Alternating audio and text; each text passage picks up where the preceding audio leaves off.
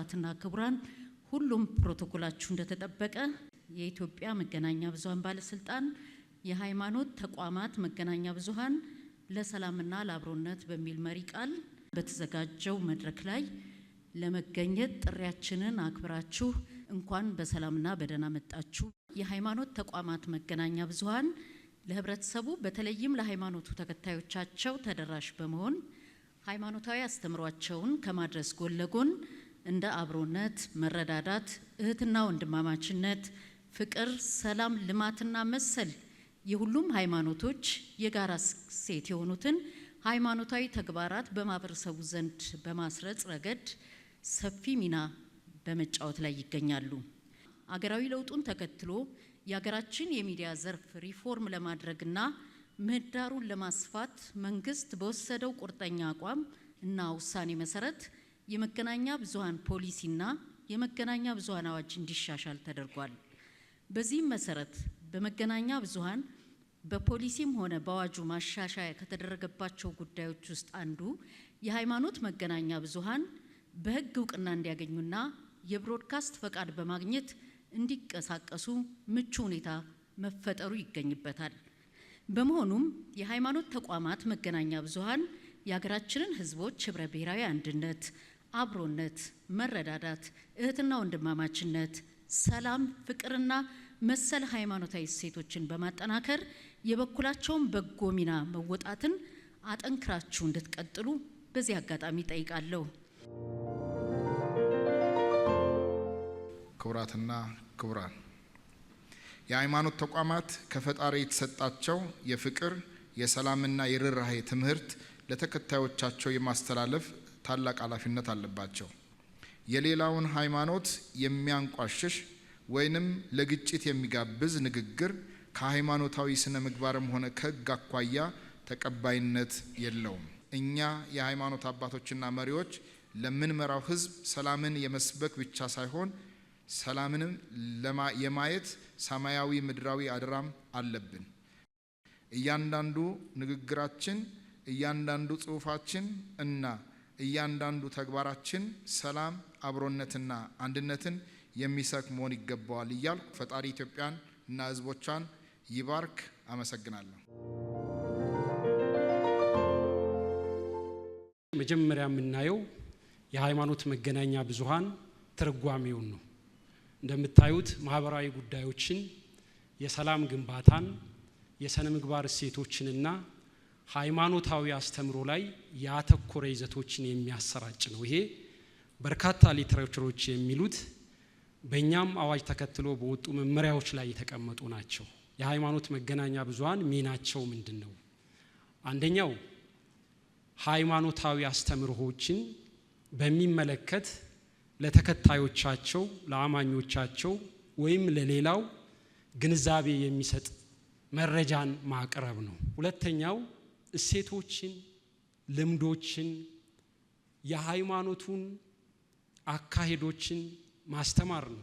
ሌላው ህብረትን ማጠናከር ነው። የሃይማኖት መገናኛ ብዙሃንን መከታተል ያስፈልገበት ወይም ህጋዊ መሰረቱ ምንድነው የሚለውን ስናይ የመጀመሪያው የኢትዮጵያ ፌዴራላዊ ዲሞክራሲያዊ ሪፐብሊክ ህገ መንግስት ነው። አንቀጽ 27 ላይ የእምነት ማንንም ሰው የእምነት ነጻነት እንዳለው ያስቀምጣል።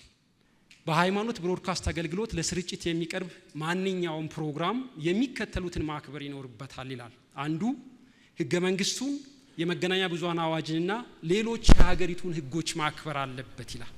በሃይማኖቶች ተከታዮች መካከል የእርስ በርስ ግጭትን ማነሳሳት፣ የሌሎችን ሃይማኖታዊ አስተምሮ ወይም እምነት ተገቢ ባልሆነ ሁኔታ ማንኳሰስ ወይም በሃይማኖቶች ተከታዮች መካከል አለመቻቻል እንዲፈጠር መቀስቀስ ወይም የሃይማኖት እኩልነትን መጻረር የለበትም ይላል። ይሄ በአዋጁ አንቀጽ 70 ቁጥር 2 ላይም የተቀመጠ ነው፣ ቃል በቃል የተቀመጠ ነው። ሌላው ማንኛውም የሰው ዘርን፣ ቋንቋን፣ ብሔርን፣ ሃይማኖትን ወዘተ መሰረት በማድረግ የወንጀል ድርጊት የሚፈጽም ሰላምና ጸጥታ እንዲደፈርስ መቀስቀስ የለበትም ይላል። የሃይማኖት ብሮድካስት ባለፍቃድ ለሁሉም ሃይማኖቶችና እምነቶች ተገቢ ክብር እንደተሰጣቸው ሊያረጋግጥ የሃይማኖትና የእምነት ነጻነትና መሰረታዊ ሰብአዊ መብቶች ሊጠብቅ ይገባል ይላል። በዚህ ክትትላችን ውስጥ ትኩረት ያደረግንባቸው 51 ፈቃድ የወሰዱ የሃይማኖት ብሮድካስት አገልግሎት ጣቢያዎችን ነው። በዚህ 3 ወር ውስጥ 1388 ይዘቶችን ከነኚህ የሃይማኖት መገናኛ ብዙሃን ሞኒተር አድርገናል፣ ክትትል አድርገንባቸዋል። እነዚህ 1388 ውስጥ 840ዎቹ የዜና ዘገባዎች ናቸው። 548ቱ ደግሞ ፕሮግራሞች ናቸው። ከዜናዎቹ ውስጥ 555ቱ በሃይማኖታዊ አስተምሮ ላይ ፒውርሊ ያተኮሩ ናቸው። 285ቱ ግን ቅድም በሃይማኖት መገናኛ ብዙሃን ትርጓሜ ላይ ካየነው ውጪ በሌሎች ፖለቲካዊና ኢኮኖሚያዊ የውጭና የሀገር ውስጥ ጉዳዮች ላይ ያተኮሩ ናቸው። ይሄ ማለት ከተሰጣቸው የሃይማኖት መገናኛ ብዙሃን ፈቃድ ስኮፕ ውጪ የይዘት ትኩረት ውጪ የወጡ ናቸው። አዎንታዊ አዝማሚያዎች ትብብርን፣ አብሮነትን፣ ማህበራዊ አንድነትን ማጎልበት አንዱ ነው። ሌላው በሰላም ግንባታ ላይ አበርክቶ ያላቸውን ይዘቶች ማቅረብ ነው። ይሄ አዎንታዊ አዝማሚያቸው ነው ብለን ከብዙ ጠቅለል አድርገን ያወጣነው ነው። አሉታዊ አዝማሚያና ብናወራበት፣ ብንነጋገርበት፣ አቅጣጫ ብናስቀምጥበት፣ አተኩረን ብንሰራበት ብለን ያሰብናቸውንም ከብዙዎቹ ጥቂቶቹን ያወጣነው። የሌሎችን ሃይማኖታዊ አስተምሮና ስርዓት ማንኳሰስ፣ ሌላው የግለሰቦችን የተቋማትንና የአካባቢዎችን ስም በመጥቀስ የማህበረሰብን መልካም ስም የሚያጠለሹ የድርጅቶችን ጥቅም የሚጎዱ መረጃዎችን ማሰራጨት ተስተውሏል። አልፎ አልፎ ደግሞ የህፃናትና የታዳጊ መብት ጥበቃን ከግምት ውስጥ ያላስገቡ ፕሮግራሞች፣ ምስሎች፣ ይዘቶች ማሰራጨት፣ በዓለም ሀገራት መካከል የሚፈጠሩ ፖለቲካዊና ኢኮኖሚያዊ ጉዳዮች ውጥረቶችን ሃይማኖታዊ ቅርጽ በመስጠት በሀገር ውስጥ ሰዎች እንዲከፋፈሉበት ምክንያት የሚሆኑ ይዘቶችንም የሚያሰራጩ አሉ። ይሄም ከኛ ሀገር አብሮነት ጋር ቅድም ካልነው ከሃይማኖታዊ መገናኛ ብዙሃን ሚና ጋር የሚሄድ ስላልሆነ ይሄም ትኩረት የሚሻ ነገር ነው። እኛ መፍትሄ አቅጣጫ ብለን ያልነው ምድራዊውን ህግ አክብረን እንስራ ነው። ቢያንስ የምንኖርበትን ሀገር ህግ አክብረን እንስራ። ይሄ ለኛ ትልሹ ነገር ነው። ሌላው እንግዲህ በሁሉም ሃይማኖት ውስጥ ምሳሌዎች አሉ። እነሱን በማጎልበት በሁሉም ላይ መስራት፣ ራሳችንም ስንሰራ ያን ምሳሌ ያን አብነት አድርገን በበጎነት መስራት ይጠበቃል። አመሰግናለሁ። የሃይማኖት መገናኛ ብዙሃን ሚና ሰዎችን ከራሳቸውና ከህብረተሰባቸው ጋር ማስታረቅ፣ ልዩነት አይደለም በምንም መልኩ አንድነትን መገንባት ነው የሚል መርህ ላይ ተመሰረተ ትልቅ ቫልዩ ነበር ተላለፈውና እዚህም እንደ ቫልዩ ወስደን ብንናገርበት ጥሩ ይመስለኛል። በቀጥታ ወደ እናንተ ነው ማልፈው። በተቻለ መጠን ኮንስትራክቲቭ እና ምን ቢደረግ ይሻላል፣ የቱን እናስቀጥል የሚለው ላይ ብናተኩር የተሻለ ይመስለኛል። ከዚህ ሰዓት ጀምሮ እድሉን ሰጣለሁ። እንደ አሉታዊ ገጽታ ማሳያ ተደርጎ ከቀረቡት መካከል አንዱ በዓለም ሀገራት መካከል የሚፈጠሩ ፖለቲካዊና ኢኮኖሚያዊ ውጥረቶችን የሃይማኖት ቅርጽ መስጠት የሚል ተነስቷል። ልክ ነው። ግን በአንድ በኩል ስንመለከተው ጉዳዩ አማኞችንና የእምነት ቦታዎችን ወይም አማኞችንና የእምነቱን እሴቶችን ያማከለ ከሆነ እንዴት ልንሸሸው እንችላለን? እንዴት ከዛ ልንርቅ እንችላለን? የሀገሪቱን ሕግ ማክበር ምንም ቦታ የማይሰጠው ነገር ነው። ከዛም ማነስ የለበትም። እንደውም ከዛ ከፍ ያለው መለኮታዊ ሕጎችን ለማክበር የተዘጋጀ ስብስብ እንዴት ሎካል የሀገሪቱን ሕግ ማክበር ይከብደዋል? ስለዚህ ዲፎልት ነው ብለን እንደተቀመጥን እዚህ ቦታ ላይ መታሰብ ያለበት ነገር ሃይማኖታዊ ሕጎችና ምድራዊ ሕጎች በሚጋጩበት ወይም ደግሞ የማይስማሙ መስለው በታዩበት ጊዜ ነገሩን እንዴት ነው ማስተናገድ ያለብን? እኛ የሃይማኖት ተቋም እንደመሆናችን መጠን የሚፈጠሩ ችግሮችን በተመለከተ ችግሮች በሚፈጠሩበት ጊዜ መንግስት ካልተባበረን በስተቀር እኛ እርምጃ መውሰድ አንችልም። ስለዚህ አሁንም ቢሆን ይሄ የሁለትዮሽ ግንኙነታችን ከእያንዳንዱ ጣቢያ ጋር ከምታደርጉ ግንኙነት ይልቅ እንደዚህ በተቋም ደረጃ የሚደረገው ግንኙነት የበለጠ ሰላማዊና ጤናማ የሆነ አካሄድ እንዲኖር ስለሚረዳ ይህንን ትኩረት ሊሰጥበትና እያንዳንዱ የሃይማኖት ተቋም በስሩ ያሉትን በራሱ በኩል ቢገመግማቸው ጥሩ ነው። ምክንያቱም መንግስት እርምጃ ልውሰድ ይህንን ልገምግም ቢል ብዙ ጊዜ የሃይማኖት ጉዳዮች ስለሆኑ አሻሚ ሊሆን ስለሚችል ይህንን ኃላፊነት በመስጠት ያለበት እንደኛ አይነት ላሉ ተቋሞች ነው ብዬ አምናለሁ። በሃይማኖቶች መካከል የአንድን ቤተ እምነት መገለጫ ከነምናምኑ ጨምሮ በሌላ ቤተ እምነት ለንጽጽር ማቅረብ እነዚህ በደንብ ቢታዩ የሚል ሐሳብ አለን። ሌላው አብሮነትን የሚሸረሽር መቼም ቤተ እምነቶች ሀገር የሚጠብቁ መሳሪያዎች ናቸው። የተነሱት ነጥቦች የምንማርባቸው ራሳችንን የምናይባቸው ናቸው። እኔ እንደ መፍትሄ የምለው ግን አሁንም ጠንካራ የኤዲቶሪያል ፖሊሲና የአርትዖት መርህ እንዲኖር ማድረግ ነው በሃይማኖት ሚዲያዎች። ሌላው ደግሞ ፍቃድ ሲሰጥ የህግ ባለሙያዎች እንዲካተቱ እንደ አንድ የፍቃድ መስጫ ግዴታ ቢቀመጥ ጥሩ ነው። ምክንያቱም የብዙሃን መገናኛ አዋጁ አለ፣ ህገ መንግስቱ አለ፣ የማስታወቂያ ህግ አለ፣ የጥላቻ ንግግር አዋጅ አለ፣ የኮምፒውተር አዋጅ አለ። አንድ የሃይማኖት ሰው እነዚህን ሁሉ ተገንዝቦ በንግግሩ በስራው ራሱን ብቻው ሊጠብቅ አይችልም። ይሄ የህግ የሙያ ጉዳይ ነውና እያንዳንዱ ተቋም ፍቃድ ሲሰጠው ከዚህ አንፃር በቤተ እምነት ውስጥ ያለ ሰው ቢሆን ግን የህግ ባለሙያ የሆነ ስለ አዋጆቹ ስለ መመሪያዎቹ ግንዛቤ ያለው ሰው እንዲኖር እንደ ግዴታ እንደ ፍቃድ ግዴታ ቢቀመጥ መልካም ነው ብዬ አስባለሁ። የሚዲያ ተቋማትን በጣም አስቸጋሪ ያደረገው ያለው የሳተላይት ክፍያን በተመለከተ በዶላር የሚከፈል ነው። ከፍተኛ የውጭ ምንዛሬ የሚወጣበት ነው። ነገር ግን መንግስትም እንደ ሃይማኖት እንደ መገናኛ ብዙሃንም እነዚህ የአከፋፈል ሁኔታዎች ስርዓት እንዲይዙ በህጋዊ መንገድ እንዲፈጸሙ ማድረግ መደገፍ ላይ ትንሽ መለስ ብሎ ቢያዩ የሚል ጥያቄ አለኝ። ሃይማኖት ተቋማት ስነ ምግባር ላይ የወጣቱን ስነ ምግባር ከማሳደግ ይልቅ ውድድር ነው የያዙት። ውድድር ሰው ለማብዛት ይሄ ወደዚህ ቢመጣ ይሄ ወደዚህ ቢገባ ይሄ ነው ፈጣሪስ ምን ይስራ? በቃ ሰው እግዚአብሔርን አይፈራም ወይም አላህን እየፈራ አይደለም። ይሰርቃል፣ እየተከለከለ ይሰርቃል፣ እየተከለከለ ይዘርፋል፣ እየተከለከለ ማጅራት መቺ ሆነዋል። ይሄንን ነው ሃይማኖት ተቋማት ማቅናት ያለባቸው። እኔ ይመስለኛል ይሄ ነው መሆን የሚገባው። ስለዚህ ትኩረት ይስጡ እዛ ላይ። ሰው እኮ የሚሰማው ከፖሊስ አይደለም፣ በደንብ የሚሰማው ከሃይማኖት አባቶች ነው የሚሰማው። ወጣቱ ክፍተቶቻችንን ስልጠና ቢሰጠን ከህግ አንፃር ተጠያቂነት እንዲኖር።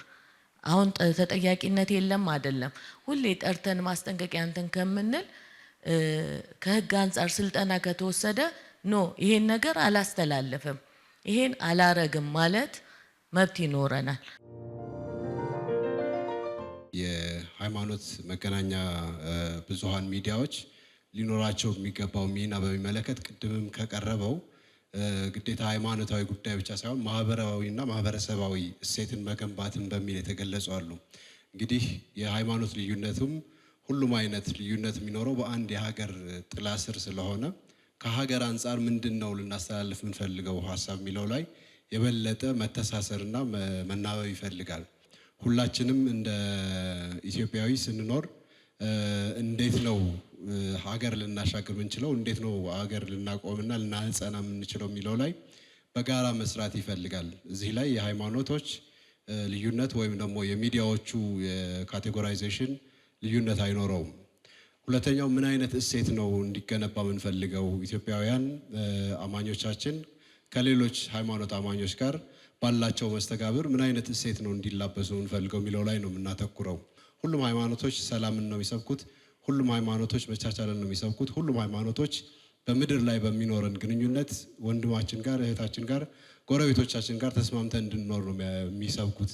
ይሄንን የምናንጸባርቅበትና የምንገልጽበት መንገድ ነው እየተለያየ ያለው እንጂ ይሄንን የበለጠ እያሰናሰሉ መሄድ አጋዥ ነው የሚሆነውና እኔ ከእሴት ከማህበረሰብ እሴት ግንባታ ጋር በተያያዘ የተነሱ ጉዳዮች ላይ የበለጠ ማተኮር ይገባል። በዋነኝነት የሰነዱ ዋና ዓላማ ይዘቶቻችንን በምንሰራበት ወቅት እንዴት ነው ፖሊሲ መስመር ላይ ሳንደርስ ልንገልጽ የምንችለው የሚለውን የመግለጽ ጉዳይ ነው።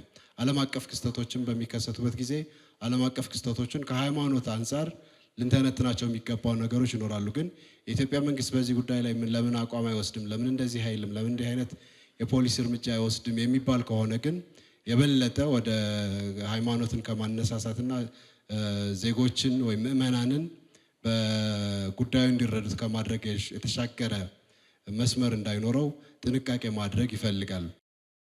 አገር ነው የምንገነባው፣ አገር ነው የምናወርሰው፣ አገር ነው ሰላማዊ እንዲሆን እየሰራን ያለ ነው።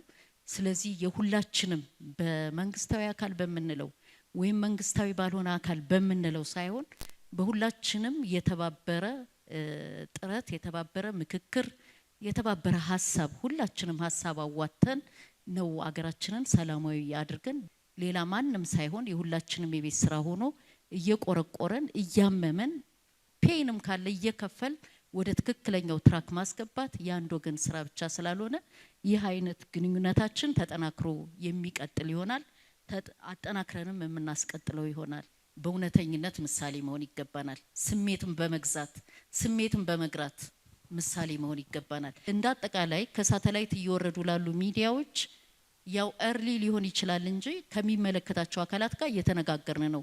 የበርካቶች ችግር በፎሪን ከረንሲ ስለሆነ የምንዛሬ ማጣት ነው።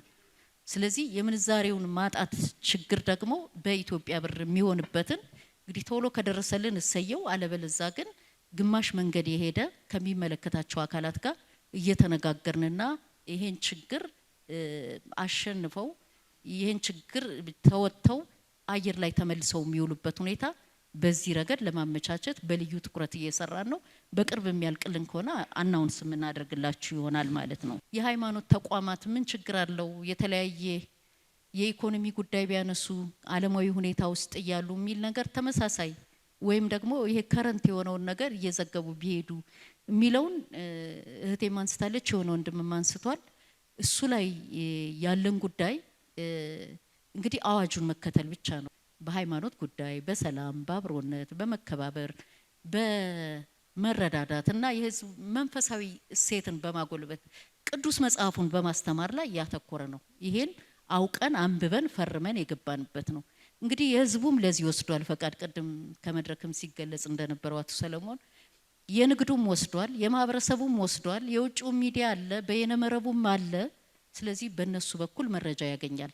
ለኔ እንደሚገባኝ ምድራዊ ሁኔታዎች ሲከሰቱ ወይ ኮንቴክስቹዋላይዝ አድርገን ከመንፈሳዊ ጠቅሰን ልንሄድበት እንችል ይሆናል እንጂ ራሱን የቻለ እዚህና እዛ ምንገባ ከሆነ የፈረምነውን አዋጅ ነው የምንጥሰው።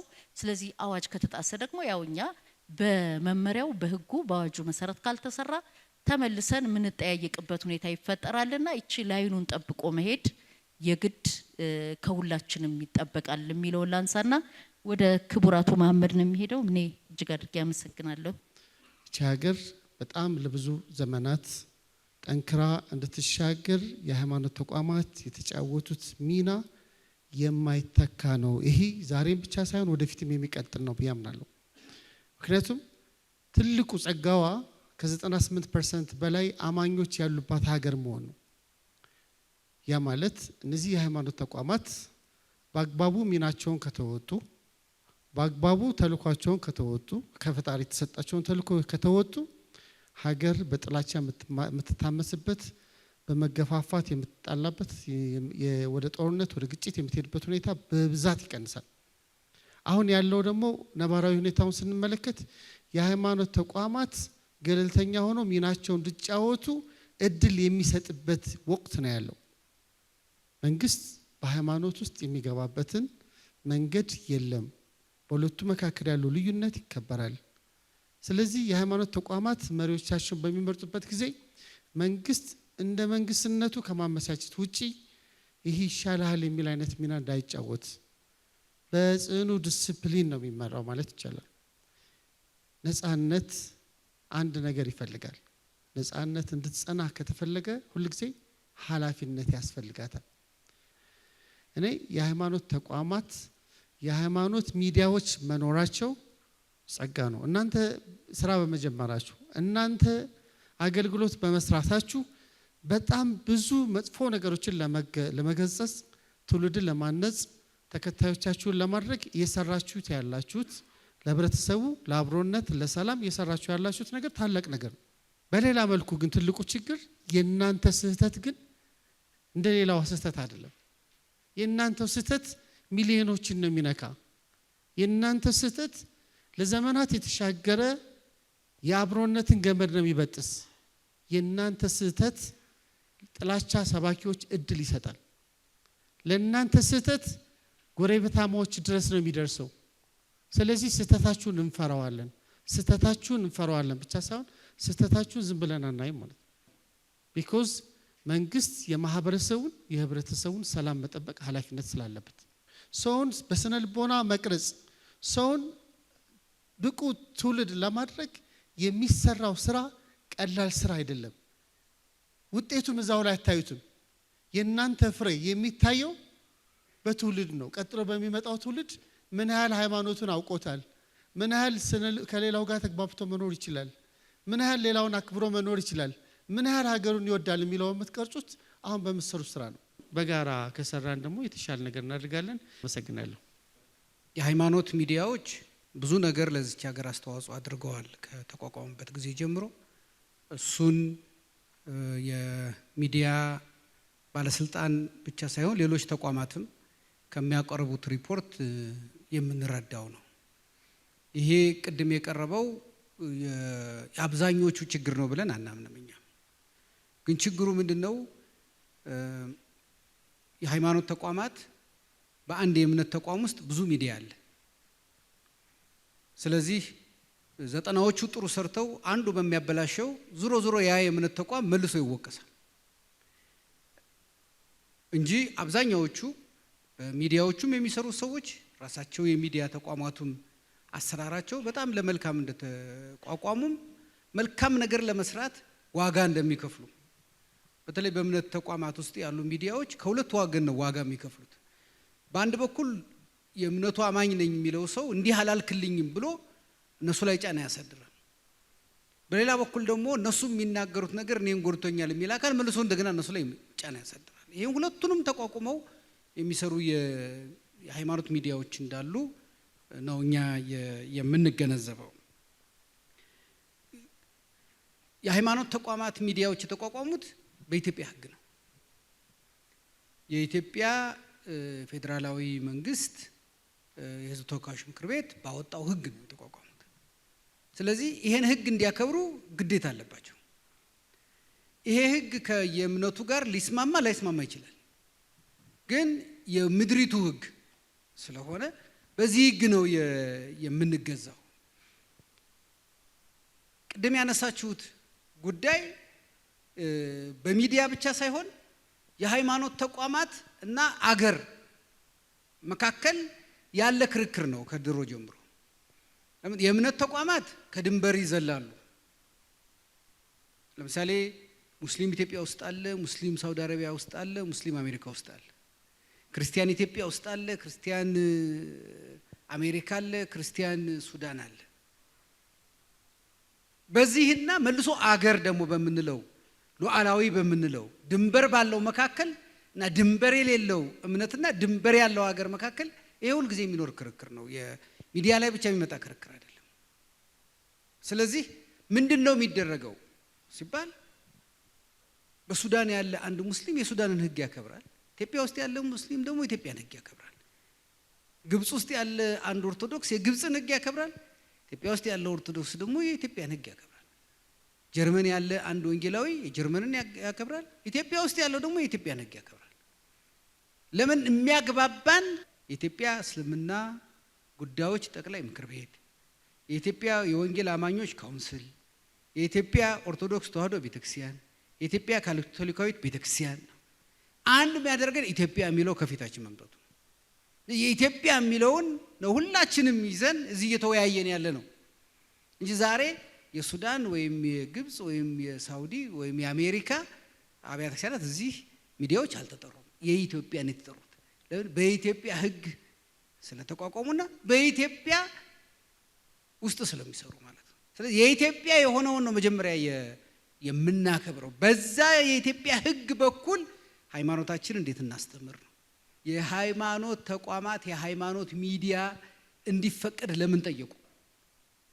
የጠየቁት ሃይማኖትን የምናስተምርበት አንዱ መንገድ ሚዲያ ነው። የሃይማኖት አስተምህሮን የምንሰጥበት አንዱ መንገድ ነው። ሁሉም ሰው እንደ ድሮ አይደለም። ዛሬ ሰው በመኪና ይንቀሳቀሳል፣ በአውሮፕላን ይሄዳል፣ ቤቱ ነው። ሌላ ቦታ ሆኖ የሃይማኖት ትምህርት ያስፈልገዋል። ስለዚህ የሃይማኖት ትምህርትን ስለምናስተላልፍበት የሃይማኖት ሚዲያ ይፈቀድልን የሚል ነው ጥያቄው። መሰረቱ ይሄ ነው የሃይማኖት ሚዲያ የተቋቋመበት እንጂ የሃይማኖት ሚዲያዎች የዓለምን የተለያዩ ጉዳዮች እንዲተነትኑ አይደለም መጀመሪያም የተጠየቀው ይሄ አይደለም። ኤማ ከሆነ ሌሎች እኮ አሉ። ሃይማኖትን እንደ አንድ ፕሮግራም ማስተላለፍ በሚዲያዎችና የሃይማኖት ሚዲያ ማቋቋም ሁለቱ ይለያያሉ። ይሄን ልዩነት በደንብ አክብረን ነው መስራት ያለብን። ወደፊት እነዚህ ቅድም ያነሳችኋቸው እንዲፈቀዱ የፖሊሲ የህግ ውይይቶች በሚደረጉበት ጊዜ ተሳትፎ ህጉ ይሄን መፍቀድ አለበት ብሎ መከራከር ይቻላል። አሁን የምንመራው ግን በጸደቀው ህግ መሰረት ብቻ ነው። ሌላው እኔ እንደ ሃይማኖት ሰዎችም እንደ ሃይማኖት ሚዲያም የሃይማኖት ሚዲያዎችም ግፊት ከሚደረግባቸው ነገሮች አንዱ ሁሉም ችግር በሚዲያ ይፈታል የሚል አዝማሚያ እየመጣ ነው በአማኞች ዘንድ። ሁሉም ችግር በሚዲያ ይፈታል። አንዳንዱ ችግር የሃይማኖት አባቶች ከመንግስት ጋር በመነጋገር የሚፈቱት ነው። አንዳንዱ ችግር የሃይማኖት አባቶች ተገናኝተው የሚፈቱት ነው። የሃይማኖት ተቋማት ጉባኤ የተመሰረተው እኮ ለዚህ ነው። የሃይማኖት አባቶች በጋራ ተሰብስበው መፍታት ያለባቸው ችግር አለ በሚዲያ የማይቀርብ እና ሁሉንም ነገር ሚዲያ ላይ ይዘነው ልንቀርብ አንችልም። ለምን? ከተከፈተ እንደ ፓንዶራ ቦክስ ነው። አንዴ ከከፈትነው የሁሉም ሳጥን ነው የሚከፈተው። በቃ እዚች ሀገር ላይ ሰላም የሚባል ነገር አይኖርም። ለምን? ሃይማኖት በጣም ስሱ ነው። ለሃይማኖቱ ሲል የማይሞት ማንም የለም። ለሃይማኖት አባቱ አድርግ ያሉትን ለማድረግ ወደ ኋላ የሚል በጣም ጥቂት ሰው ብቻ ነው።